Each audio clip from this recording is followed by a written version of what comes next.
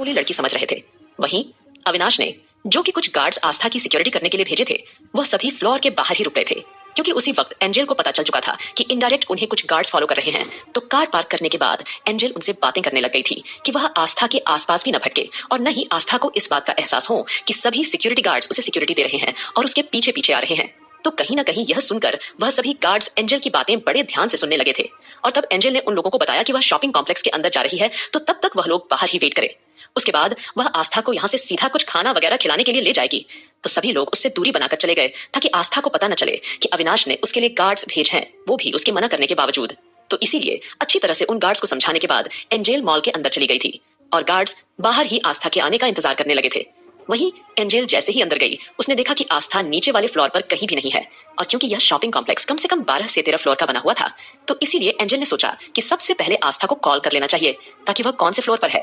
तो इसीलिए उसने फटाफट से उसे कॉल करना शुरू कर दिया।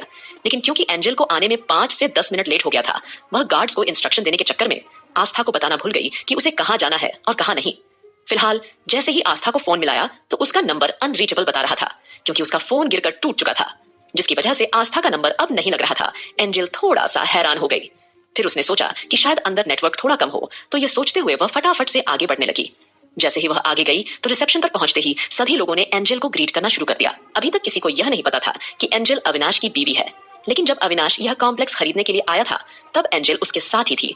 उसने बहुत पहले ही यह कॉम्प्लेक्स खरीद लिया था और फिर बाद में उसे आस्था के नाम भी कर दिया था, तो इसीलिए सब उसे वहां पहचानते थे। सब लोगों ने एंजल को देखा और स्माइल करते हुए उसे ग्रीट किया और उसका अभिवादन किया। जब एंजल ने पूछा कि एक लड़की शॉपिंग करने के लिए आई थी तो वह किस ओर गई है, अब जैसे ही एंजल ने सवाल किया, लड़कियां एक दूसरे को कंफ्यूजन देखने लगीं।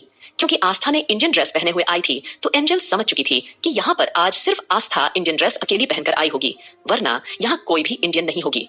तो इसीलिए आस्था के कपड़ों को ध्यान में रखते हुए एंजल ने उसके बारे में इंफॉर्मेशन दी। वह जानना चाहती थी कि आस्था कौन से फ्लोर पर है। तब वह लड़कियां आपस में डिस्कस करते हुए बोली, ओह, आई थिंक वह लड़की 5th फ्लोर पर गई है। उसने हमसे पूछा था कि बच्चों का शॉप कहाँ है, तो शायद वह बच्चों के शॉप की ओर गई है। 5th फ्लोर पर बच्चों का एरिया था। यह सुनकर एंजल मुस्कुरा दी। वह समझ गई कि जरूर आस्था इस वक्त अपने बेटे के लिए शॉपिंग करने में बिजी हो गई होगी, इसीलिए शायद उसका फोन भी नहीं लग रहा है। फिलहाल यह सोचते हुए एंजल जल्दी ही 5th फ्लोर पर जाने लगी। वहीं दूसरी ओर आकाश और सुमित वहां बेसब्री से टाइगर और मारिया के आने का इंतजार कर रहे थे और उन्हें ज्यादा इंतजार नहीं करना पड़ा। चौपर फार्म हाउस के गार्डन में रुका तो वह सभी लोग बाहर जाकर इधर उधर देखने लगे कि आखिर अभी तक वह लोग क्यों नहीं आए, क्योंकि टाइगर के पास अरमान की इंफॉर्मेशन थी। अब जल्दी ही मारिया पहले वहां कॉरिडोर से बाहर निकली। तब मारिया को देखकर ध्रुव और आहान दोनों ने तुरंत अपना हाथ हवा लहराते हुए उसे हेलो किया, लेकिन मारिया ने उन्हें अनदेखा करके उनके हेलो का कोई रिप्लाई नहीं दिया। यह देखकर ध्रुव और आहान ने तुरंत अपने हाथ नीचे कर लिया और दोनों एक दूसरे की शक्ल देखते हुए मुंह बिचका कर कहा, पता नहीं यार मारिया दीदी फिर से इतनी खड़ूस कैसे बन गई। अच्छी खासी ठीक हो गई थी शादी के माहौल में, लेकिन देखो जब से अरमान भाई ने इन्हें हमसे दूर भेज दिया तब से पहले जैसी अकड़ू हो गई है। फिलहाल उन दोनों की बात को अनसुना करके आकाश और सुमित मरिया से झट से सवाल पूछना शुरू किया। सबसे पहले आकाश ने पूछा, मरिया अरमान दिखाई क्यों नहीं दे रहा है। फिर सुमित ने बेचैनी भरी आवाज में कहा, मुझे लगता है कि वह अभी आ ही रहा होगा, है ना मरिया। और जल्दी ही टाइगर नीचे उतरा और टाइगर के उतरते ही अचानक टाइगर के पीछे स्ट्रेचर पर कुछ गार्ड बेहोश अरमान को लेकर आ रहे थे। अब यह देखकर चारों एक पल के लिए सुनने रह गए और चिंतित होकर चारों अरमान की ओर दौड़ पड़े।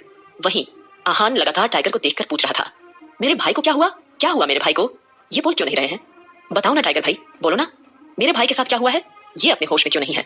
सुमित, आकाश, ध्रुव और आहान चारों धड़कते दिल के साथ टाइगर से एक के बाद एक घबराई हुई आवाज में सवाल कर रहे थे, लेकिन टाइगर पूरी तरह से खामोश था। उसका चेहरा थका और गंभीर था। अरमान को तुरंत फार्म हाउस के भीतर बने मिनी हॉस्पिटल में ले जाया गया।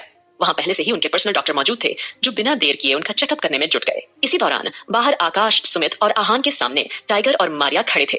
माहौल में तनाव और बेचैनी घुली हुई थी।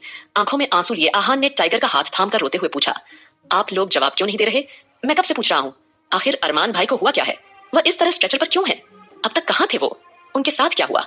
आहान की बात सुनकर टाइगर और मारिया ने एक दूसरे को खाली खाली नजरों से देखा। टाइगर ने हल्का सा सिर झुकाकर मारिया को इशारा किया। फिर मारिया ने गहरी सांस ली और सबकी ओर देखकर बोलना शुरू किया, किंग ने मुझे एक जिम्मेदारी सौंपी थी, ब्लैक डेविल के बारे में सारी जानकारी निकालने की। मैं इसमें कामयाब भी हो गई थी। जिस वक्त ब्लैक डेविल के लोग विवेक सिंघानिया को ढूंढ रहे थे, हमने उनका पीछा किया और उनके सिर पर बंदूक तानकर ब्लैक डेविल का ठिकाना जान लिया, उसका डार्क विला।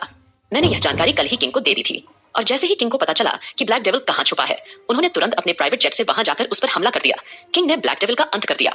ये बात टाइगर और मुझे पता चल गई थी। किंग ने उसके सभी आदमियों को खत्म कर दिया था, उसका घर, उसका बैंक बैलेंस, फैक्ट्री, जो भी बिजनेस था, उन सबको राख में बदल दिया था। लेकिन ब्लैक डेविल को खत्म करने के बाद किंग जैसे ही अपने हेलीकॉप्टर में बैठे, अचानक उनका सिर भारी हो गया और वे बेहोश हो गए। हमें समझ नहीं आया कि आखिर हुआ क्या। उन्होंने हमें पहले यह भी नहीं बताया था कि वो ब्लैक डेविल के अड्डे पर हमला करने जा रहे हैं। बस इतना बताया था कि वह अंश और क्वीन को वापस लेकर आएंगे। पता नहीं कैसे रास्ते में उन पर हमला हुआ। यह अब तक पता नहीं चला कि हमला किसने किया। किसी ने हमलावर को देखा भी नहीं। हमें सिर्फ इतना पता चला कि किंग के शरीर में किसी ने कोई वायरस इंजेक्ट किया है। वहां के डॉक्टर्स ने बहुत कोशिश की, लेकिन कोई भी उस वायरस को पहचान नहीं कर पाया। किंग की धड़कन नॉर्मल है, मगर वह बोल नहीं पा रहे। इसके बाद हम उन्हें तुरंत यहाँ ले आए ताकि ध्रुव और रश्मि अच्छे से चेक कर सकें। जैसे ही मारिया ने लड़खड़ाती हुई जुबान में ये सब कुछ बताया, अगले ही पल सबको ऐसा लगने लगा कि जैसे उनके शरीर में बह रहा खून अचानक जम गया हो। आकाश ने गुस्से में दीवार पर मुक्का बरसाना शुरू किया। अरमान ऐसा कैसे कर सकता है? आज पहली बार उसने हमें पराया महसूस करवाया है। उसे इस तरह अकेले ब्लैक डेविल के अड्डे पर नहीं जाना चाहिए था। ये बहुत बड़ी गलती की उसने। उसे हमें बताना चाहिए था। हम उसके साथ जाकर ब्लैक डेविल का अंत कर देते। अंदर ही अंदर सुमित भी गुस्से से उबल रहा था। अगले ही पल वो गुस्से से तमतमा उठा। उसने साबित कर दिया कि उसने हमें कभी अपना समझा ही नहीं। इतना बड़ा रिस्क अकेले लेना क्यों किया आखिर उसने ऐसा? वह कुछ पल रुका और अचानक एक बात उसके दिमाग में बिजली की तरह चमकी। उसने टाइगर से पूछा, अगर ब्लैक डेविल मारा जा चुका था, उसका साम्राज्य खत्म हो चुका था, तो अरमान पर हमला किसने किया? वह तो ऑस्ट्रेलिया जाने वाला था ना, आस्था को लेने। फिर उस पर इस तरह का हमला कौन कर सकता है? ये कहते उसकी आवाज भर्रा गई और वह घुटनों के बल बैठ गया। ध्रुव के सामने हाथ जोड़कर एकदम से बोला, भाई मैं तेरे सामने हाथ जोड़ता हूँ, मेरे भाई को बचा ले। देख उसके साथ क्या हुआ। कमरे में एक सन्नाटा छा गया। कोई कुछ बोलने की सिचुएशन में नहीं था। सबके मन में एक ही डर था, कहीं अरमान की सांसें थम न जाएं। उधर ध्रुव तेजी से चलते हुए कमरे के अंदर पहुंचा। डॉक्टर पहले से ही अरमान का हर तरह से चेकअप कर रहे थे। अरमान को तुरंत फार्म हाउस के मिनी हॉस्पिटल में ले जाया गया। वहां दुनिया के बेहतरीन डॉक्टर मौजूद थे, जो अरमान के इस निजी हॉस्पिटल में हमेशा तैनात रहते थे। वजह साफ थी, अरमान पहले भी कई बार बेहद गंभीर रूप से घायल हो चुका था और हर बार यही डॉक्टर्स उसका ट्रीटमेंट करके उसे ठीक करने की कोशिश करते थे। इस बार भी डॉक्टर ने बिना देरी किए अरमान का पूरा चेकअप करना शुरू कर दिया। उन्होंने उसके शरीर के हर हिस्से को बारीकी से जांचा, ब्लड और चोटों का रिकॉर्ड लिया और तुरंत ही खून की रिपोर्ट के लिए सैंपल भेज दिए। मिनी हॉस्पिटल में मौजूद अत्याधुनिक उपकरणों की वजह से यह सब जांच तुरंत शुरू हो गई। ध्रुव भी वहीं मौजूद था। उसने खुद भी हर रिपोर्ट और मेडिकल रीडिंग को ध्यान से एनालाइज करना शुरू किया। करीब 3 घंटे तक लगातार अरमान की जांच और इलाज चलता रहा। जब सारी रिपोर्ट्स आ गईं और डॉक्टर ने अंतिम चेकअप पूरा कर लिया, तो उन्होंने सभी फाइल्स ध्रुव के हाथ में सौंप दी। ध्रुव ने जैसे जैसे रिपोर्ट्स पढ़ी, उसके माथे पर पसीना छलकने लगा। बाहर आकाश, सुमित और आहान बेसब्री से उसकी ओर देख रहे थे। उम्मीद कर रहे थे कि वह जल्द कोई खुशखबरी सुनाएगा कि अरमान खतरे से बाहर है, लेकिन ध्रुव चुप था। वह रिपोर्ट्स को बार बार पलट कर पढ़ रहा था, जैसे किसी बात को कंफर्म करना चाहता हो। यह देख आकाश बेचैन हो गया। उसने ध्रुव का हाथ पकड़ते हुए अचानक कहा, ये क्या कर रहा है तू? कितनी देर से कह रहा हूं कि जाकर अरमान का ध्यान रख, उसे होश में लाने की कोशिश कर, और तू यहाँ इन कागजों में उलझा हुआ है। आखिर इन रिपोर्ट्स में ऐसा क्या है जो तू बार बार इन्हें पढ़े जा रहा है? आकाश की बात सुनते ही ध्रुव की आंखें भर आईं। वह खड़ा हुआ और बिना कुछ कहे आकाश को गले से लगा लिया। यह देखकर आकाश, सुमित और आहान के दिलों में अनजाना सा डर भर गया। उन्हें लगा शायद कोई बुरी खबर है जिसे सुनाने की हिम्मत ध्रुव में नहीं है। इसी बीच सिंघानिया मेंशन में वंशिका ने एक बेहद खूबसूरत लाल रंग की साड़ी पहन ली थी। उसने बाकी लड़कियों से कह रखा था कि वीर की नजरें ठीक नहीं है और अगर वे अपनी खूबसूरती का जलवा दिखाएंगी तो वह जरूर उन पर हाथ डालने की कोशिश करेगा, और अगर ऐसा हुआ तो इस बात को मुद्दा बनाकर वे लोग वीर को घर से बाहर का रास्ता दिखा सकते हैं। इसी सोच के साथ वंशिका सज धज के अदा के साथ हॉल में आने वाली थी। वहां बाकी लोग पहले ही नाश्ता कर चुके थे, सिर्फ वीर ही वहां मौजूद था।